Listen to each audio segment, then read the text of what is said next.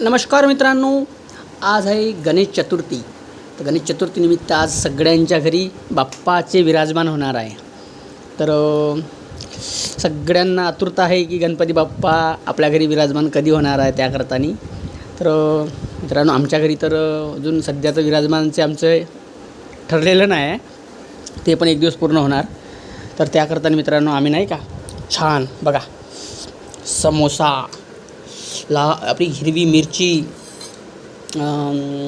दह्याची चटणी मस्त आणि चण्याचा रस्सा मार्केटमधून आत्ता जस्ट नाही का बघा समोसे आणलेले आहे. आणि आमची अनुष्का आत्ता जस्ट उठली तर त्याकरता ती ब्रश करून राहिलेली आहे. आणि अनुच्या मम्मीला मस्त सकाळीच बघा आता वाजले किती बघा, फक्त वाजले किती आत्ता 8:30 वाजले आहे. पण 9:30 झाले का. तर हिला नाही का आत्ता सकाळीच भूक लागलेली आहे. ती म्हणत होती आजी नाश्ता आणा. आणि कसं काल तिचा नका उपवास पण होता गौरीचा, ती आत्ताच नाश्ता करून नाही का सोडून राहिलेली आहे. चालते का मित्रांनो असं? तर आम्ही ना का छान बघा नाश्ता. तुमचा नाश्ता झाला का मित्रांनो?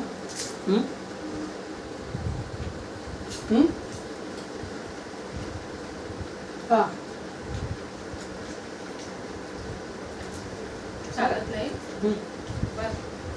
समोसा पाहून काही मन आवरलं नाही. आता सोडायचंच आहे म्हणा आंघोळ करून.